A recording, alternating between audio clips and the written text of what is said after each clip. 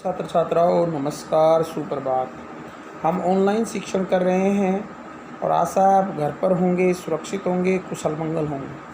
हम इस इतिहास +2 कक्षा के पाठ 9 का एक महत्वपूर्ण प्रश्न करने जा रहे हैं। चर्चा उस पर प्रश्न है, प्यारे बच्चों, कि मुग़ल साम्राज्य में शाही परिवार की महिलाओं की क्या भूमिका रही। अर्थात मुग़ल साम्राज्य में मुग़लों की रानियों, पत्नियों के अलावा उनकी माताओं और उनकी बहनों की कौन कौन सी भूमिकाएं थी, उन पर चर्चा कीजिए। प्यारे बच्चों, जैसा कि आप जानते हो, मुग़ल साम्राज्य की स्थापना 1526 में बाबर ने इब्राहिम लोदी को पानीपत के पहली लड़ाई में हराकर की थी और इसके कारण जो मुग़ल साम्राज्य था वो काफ़ी शक्तिशाली साम्राज्य के रूप में स्थापित किया गया बाबर के द्वारा।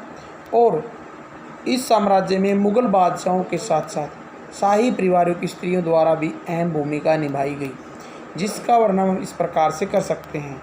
नंबर 1, मुग़ल हरम किसे कहते हैं, ये आपको पता होना चाहिए, और उसमें शाही स्त्रियों की भूमिका। हरम शब्द का प्रयोग उस समय की राजमहल में उस भाग के लिए किया जाता था जहां पर शाही परिवार से संबंधित स्त्रियां रहती थी। इस हरम के अंदर हरम शब्द का जो अर्थ है वो फारसी भाषा से निकला है, जिसका मतलब होता है पवित्र स्थान।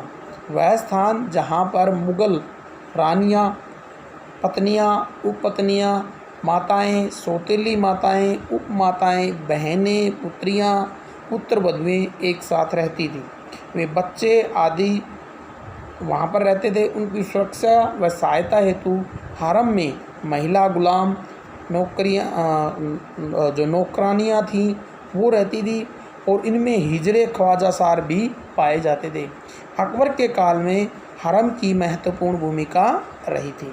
अकबर से लेकर और औरंगजेब के काल तक स्त्रियों, शाही औरतों की निम्न प्रकार से भूमिकाएं रही। अकबर के काल में, शासनकाल में प्रारंभिक वर्षों में माताओं, पत्नियों की अहम भूमिका रही।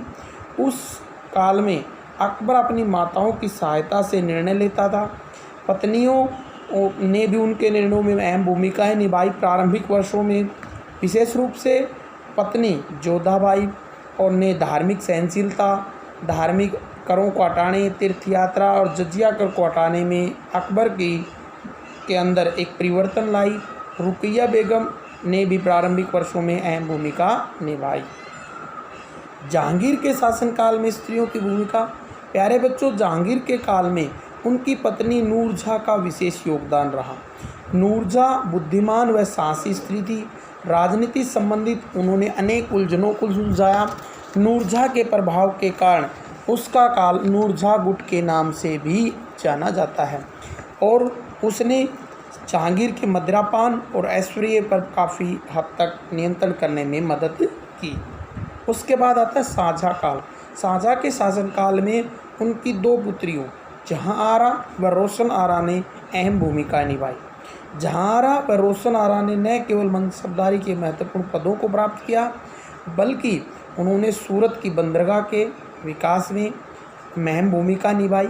इसके अलावा उन्होंने शाहजहाँ के द्वारा जो भवन बनाए गए, उन भवनों की नक्काशी, उन भवनों के अंदर विशेष रूप से सुंदरता के कार्य पर विशेष बल दिया।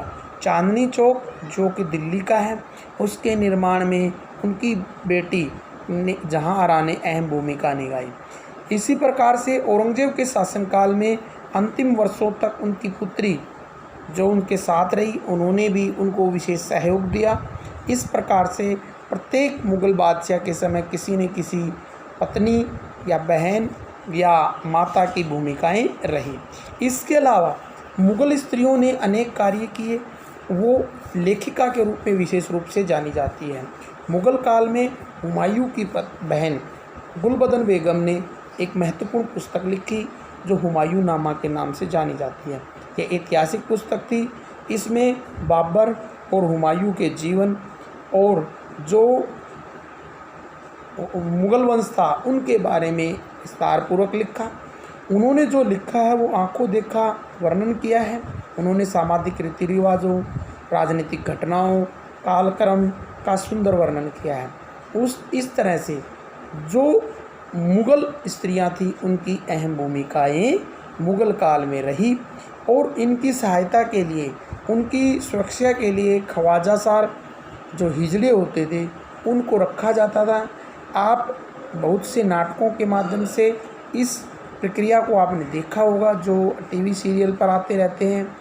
और इसके अलावा शाही स्त्रियों की जो शादियां होती थी, जो उनके विशेष कार्यक्रम होते थे, उस समय वो महत्वपूर्ण भूमिकाएं उनकी होती थी और वो विशेष कार्य करती थी। आशा आपको ये समझ में आया होगा। धन्यवाद।